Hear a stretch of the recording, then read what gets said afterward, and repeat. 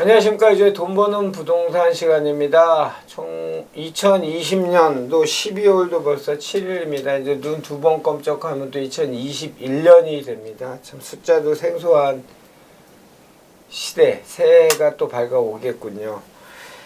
자, 오늘 주제는 참 뭐 다들 보셨죠? 국토부 장관의 변창흠 예전 세종대 교수님이셨고 SH/LH 사장을 역임한 분이 내정돼서 지금 이제 여러 얘기들이 나오고 있습니다. 그거 감안하시고 오늘 주제를 들으셨으면 더 와닿으실 것 같습니다.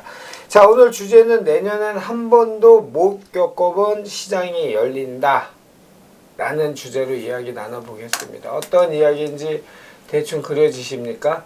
여러분의 대충 그려지는 그림을 조금 더 구체화시키고 로드맵을 제안해 주실 분을 소개해 드리겠습니다. 주식회사 도시원관 곽창석 대표님 나오셨습니다. 안녕하십니까? 네, 안녕하십니까? 네, 안녕하십니까? 뭐 변창흠 내정자 지금 뭐 임명됐나요? 아니지, 내정이죠? 내정이죠. 국회 통과해야죠. 예, 예. 이분은 뭐 예전부터 도시재생 이쪽에 굉장히 네, 목소리를 높였던 분이시죠? 네, 그렇죠. 이제 도시재생 중에서도 뭐 전면 재생은 아니고 네. 예, 부분적으로 해야 되고 이제 공공의 역할을 그동안 많이 강조해온 분이시죠. 예. 좋습니다. 우리 뭐 유튜브 저희 이 방송을 오래 보신 분들은 이 주제로 대략 그림은 그려주실 것 같아요. 내년 한 번도 못 겪어본 시장이 열린다라는 주제를 잡았는데요. 시작해 볼까요? 요즘 다행이라고 생각하는 게 이제 우리 유튜브가 시작한 지 한 3년하고도 몇 개월 됐는데 예, 예. 그래도 그 구독자가 많이 늘기는 했지만은 우리 컨텐츠가 그렇게 많이 보는 컨텐츠는 아니라는 게 안도감을 느끼고 있어요. 아, 그렇습니까? 저는 늘 아쉬워했는데. 너무 많이 보시면은 이런 컨텐츠 자체가 시장에 또 영향을 미칠 수도 있거든요. 그렇죠. 실제로 제가 2000년대 초에 2001년경에 닥터 아파트 하고 있을 때는 예, 예. 그 말 한마디 한마디가 시장에 영향을 미쳐서 굉장히 부담스러웠습니다. 예, 예. 그래서 좀 다행스러운 면이고 뭐 일종의 오늘 뭐 내년 전망인데 제목을 조금 자극적으로 달아봤어요. 뭐 늘 보신 분들은 아시겠지만은 우리가 이제 전망하는 게 디테일에 대한 얘기는 잘 안 하고 그렇죠. 좀 굵직굵직하고 장기적인 흐름, 방향성 이런 거 위주로 말씀을 드리죠. 물론 우리가 뭐 지역에 대한 분석 이런 걸 했으면은 아마 뭐 조회수가 더 늘어났을 수도 있는데 그런 것보다는 장기 흐름 중심으로 하는 게 아무래도 그 보시는 분들한테 덜 자극적이고 시장도 한테도 덜 자극적일 것 같아요. 예, 예.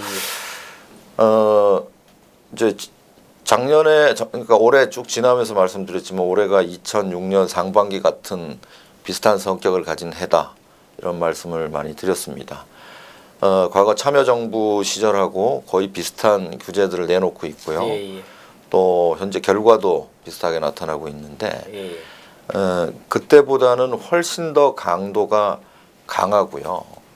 또 뭐 이번 변창흠 장관 내정자에서도 보셨지만은 후퇴라는 게 없어요. 예, 끊임없이 규제 위주로 가다 보니까 이제는 시장에 어느 정도가 아니죠. 거의 완벽한 내성이 생겨버렸습니다. 그리고 또 추가로 내놓을 만한 대책도 별로 없어요. 예, 예. 그러니까 오죽하면은 전세 대책으로 내놓는 게 뭐 호텔이나 공장 같은 거를 개조해서 주택으로 전세집으로 공급을 하겠다 뭐 이런 얘기까지 할 정도니까요. 그래서 이제 이 정부에서 이 강한 규제 드라이브를 건 지 이제 3년이 넘어갔고 이제 뭐 집값 상승세가 굉장히 그 크게 나타나고 또 전세값이 매매가보다도 더 오르기 시작하고 있거든요. 근데 이 매매가에 대한 통제는 어느 정도 또 먹힐 수 있지만 예, 예. 이 전세값이라는 거는 그 통제한다고 해서 단기간에 뭐 누를 수 있는 성격이 아니거든요. 그래서 요즘 그 아파트값 통계를 보면은 뭐 주간 단위로 예. 1% 가까이씩 상승하는 것들이 막 속출하고 있는데 사실 이 정도면 과거에 비하면 엄청난 상승 수치예요. 그렇죠. 주간 단위 0.1%만 올라도 연간 52주니까 5% 가까이 오르는 건데 지금 성수기도 아닌 비수기에 주간 1%가 오른다는 거는 이제 사실은 이 엄청난 비율로 상승하고 있는 건데 다만 이제 보면 그런 거를 너무 자극적이다 보니까 얘기하는 사람들이 별로 없어요. 그 통계나 어떤 수치 같은 거는 조금 더 촘촘하고 디테일하면 좋겠지만 저 같은 경우에는 주간 단위 상승률 비교를 계속 주마다 이렇게 쏟아내는 거는 사실은 저는 개인적으로는 조금 불만스럽거든요. 저 같은 경우에는. 근데 이제 소비자들의 편익을 위해서 이제 이런 걸 알려드리는 거고 뭐 제 느낌으로는 이 주간 단위 변동률이 실제보다는 덜 반영돼서 나타나고 오히려 있는 것 덜 같아요. 반영됐다. 예. 뭐 호가들 오른 거 이런 거 보면은 굉장히 높아져 있거든요. 예. 그런데 이제 실거래 비수기다 보니까 실거래로 잘 안 이어지다 보니까 그런 것들이 통계에는 현재는 덜 반영되고 있는데 우리 이제 그 방학 이사철 네. 이 시작이 되고 있습니다. 지난주에 이제 수능이 끝나고 네. 이렇게 되면은 점점 그런 것들이 이제 호가 중심이었던 것들이 실거래가 위주로 나타날 가능성이 높아졌고요. 늘 말씀드렸지만은 이제는 시장이 다시 전세 중심으로 흘러가는 장세입니다. 이제는 어떤 규제를 할 만한 것들도 없고요. 이런 상황에서 지금 정부에서 뭐 호텔을 개조해서 주택을 내놓겠다는데 사실 공공부문에서 이런 걸 하는 거는 굉장히 시간도 오래 걸리고 실효성이 떨어져요. 예. 그러나 시장은 굉장히 빠르고 탄력적으로 시장에 적응해 가거든요.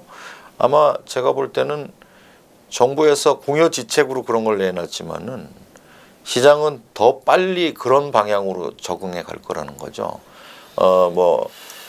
호텔이든 또는 뭐 오피스텔이건 뭐 다세대건 뭐건 할 거 없이 주거용 부동산이 부족해서 이 부족한 상황에서도 계속 빈집은 또 더 늘어나고 그러니까 쓸만한 집들 소비자들이 원하는 집들은 계속 공실이 늘어나고 열악한 주거 형태들은 또 주거로 바뀌는 이런 웃지 못할 일들이 내년에는 벌어질 겁니다. 예. 그렇게 되면서 우리가 지난 한 뭐 50년 주택시장 통계에서는 겪어보지 못할 정도의 빠른 전세가 또는 월세가 임대료 상승세가 나타날 거고요. 또 이런 것들이 뭐 국지적인 게 아니고 뭐 서울뿐만 아니라 뭐 수도권 또 지방까지 전방위적으로 나타날 거예요. 그래서 우리가 통상적으로 알고 있었던 상식적인 것들이 많이 깨질 거로 봅니다. 예. 예를 들면 뭐 오피스텔 가격은 안 오른다. 뭐 이런 거는 거의 상식에 통하는 그렇죠. 내용들이거든요. 또는 다세대는 뭐 조금 오르면은 또 금세 공급이 이루어져서 상승세가 제약이 된다. 이런 것들도 뭐 깨질 수 있는 상식 중에 하나가 될 수 있을 거고요. 뿐만 아니라 이제 지방 중소도시 또는 농어촌에 있는 집값은 뭐 30년 전이나 지금이나 변동이 없다. 이런 것들도 깨질 수 있는 요인이 되고요. 그동안 이제 서울 시내 반지하들은 대부분 외국인 노동자들로 많이 지어졌지만은 이런 곳들조차도 부족해져서 공실이 그런 곳들이 공실이 없어지는 반면에 아파트 중에서 쓸만한 아파트들 이런 것들은 오히려 공실이 증가하는 그러니까 참이 정말 아이러니네요. 그러니까 한 번도 겪어보지 못한 일이죠. 진짜로요. 원래 사람들의 기본적인 욕망은 좋은 집에 살고 싶어 하잖아요. 거기서 이제 시장의 가격 경제에 붙어서 가격도 순차적으로 올라가고 그게 일반적인 모습인데 거기를 임대차 입법이나 3법 이거로 인해서 임대인들이 공실로 만들어 놓은 사실은 들어갈 집이 없어지는 거고 그러니까 상대적으로 열악한 집들은 더 부족한 거고. 그 시장의 기능에 맡겨 놓으면은 좋지 않은 집, 열악한 주거는 비고 좋은 집들은 채워지고 이게 그렇죠. 시장의 기능에 맡겨 놓으면 그런데 지금 시장을 통제했기 때문에 철저하게 통제했기 때문에 반대 일이 벌어진다는 거예요. 열악한 주거일수록 더 많이 채워지고 더 가격이 뛰고 오히려 양호한 주택일수록 집이 비어버리는 그런 아이러니한 현상들이 일어날 거라는 거죠. 전월세 시장은 그렇게 보고 매매 시장은 뭐 어차피 올해 이달에 한번 또 21년 전망 한번 하셔야 되니까.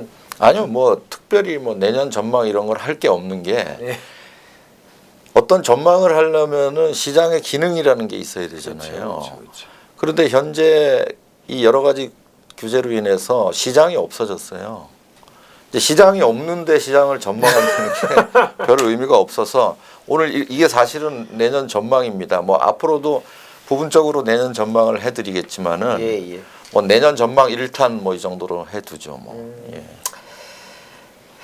내년엔 한 번도 못 겪어본 시장이 열린다. 씁쓸합니다. 우울합니다. 뭐 시장이란 기능이 존재해야 우리 곽창석 대표님 그제 장면 계속 올해는 몇 % 상승이 예측된다. 그게 맞았냐 틀리냐 이런 얘기를 했었는데 그 예측은 시장 자체가 통제가 되고 붕괴가 되었기 때문에 오늘 드린 예측은 전월세 예측은 명확히 전달해 드릴 수 있을 것 같습니다. 누구도 겪어보지 못한 전월세 임대차 시장이 벌어질 거다. 뭐 얼마나 속상한 얘기입니까? 사실은 이사철이 시작되면 더 좋은 집들이 서로 많이 더 찾아야 되고 그 집이 더 풍기가 돼야 되고 귀해져야 되는데 거꾸로 임대차 입법 때문에 외부적인 정책 규제로 때문에 그 집을 임대인들이 비워놔야 되고 공실이 증가하고 상대적으로 열악한 주거 형태들은 더 찾는 시장은 당연히 수요가 많으면 뭐 공급이 딸리겠죠. 당연히. 그러니까 수요가 많아지는 시장은 열악한 주거용 부동산 시장은 부족해지고 정말 말도 안 되는 정말 글쎄요.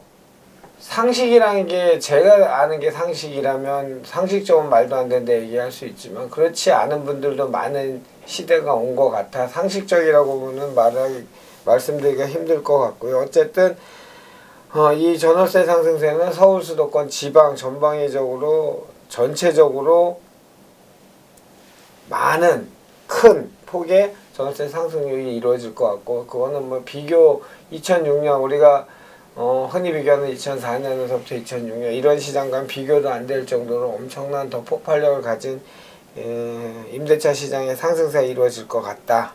그 다음에 기존 상식적으로 우리가 주거용 부동산에 썼던 오피스텔이나 다세대라는 것들도 가격이 많이 오르지 않는다라는 이런 상식을 모두 깰 수 있는 그런 시대가 펼쳐질 것 같다. 저도 한 말씀 더 하겠습니다. 어느 책에서 본 얘기입니다. 뭐 몇 번 말씀드렸던 것 같은데 인류의 전 역사를 통해 일관되게 도시와 국가의 쇠퇴를 초래했던 요인은 불량한 정부, 배드 거버먼트 때문이다 라는 책을 읽었습니다. 요즘처럼 더 와닿는 적이 저도 없었던 것 같습니다. 단 한 번도 부동산을 하면서 이렇게까지 암울하고 힘들었던 또는 시장에서 포기한 듯한 이런 시대는 없었습니다. 하여튼 건강 잘 유지하시고요. 저희가 또 그때그때 좋은 정보 여러분들께 전해드리도록 하겠습니다. 오늘도 저에게 좋은 길라잡이가 돼주신 분은 주식회사 도시원관 곽창석 대표님이셨습니다. 감사했습니다.